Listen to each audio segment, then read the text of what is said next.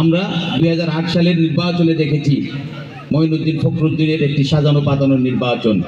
আমরা 2014 সালে দেখেছি 153টি বিনা ভোটে জয়ী হয়ে একটি দল সরকার গঠন করেছিল। আমরা 2018 সালে দেখেছি আমি একটি দিনের ভোট রাতে হয়েছে। আমরা 2024 সালে দেখেছি আমি ডামির নির্বাচন। বন্ধুরা আমার, আগামী ফেব্রুয়ারিতে যে নির্বাচনটি অনুষ্ঠিত হবে সেটি কিন্তু এই নির্বাচনের মতো আর হবে না। এদেশে কিন্তু আর কোনো স্বৈর শাসকের জন্ম হবে না। এদেশে কিন্তু আর আমি ডামির নির্বাচন হবে না।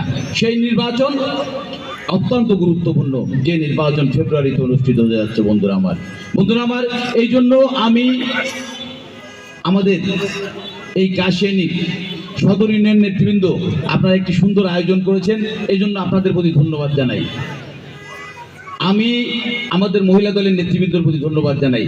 আজকের যে উপস্থিতি সত্যি আমাকে খুব হতাশ করেছে, আমি খুব হতাশ হয়েছি।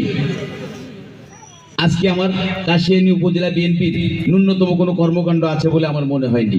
আজকে আমার কাশিয়ানী উপজেলা যুব দলের কোনো ন্যূনতম কর্মকাণ্ড আছে বলে আমার মনে হয়নি।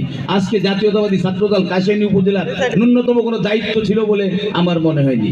আজকের এই প্রোগ্রামটি আমার মনে হয়েছে মহিলা দলের প্রোগ্রাম আর সদর ইউনিয়নের, শুধু সদর ইউনিয়নের প্রোগ্রাম। আমি কিন্তু এইরকম প্রোগ্রাম আর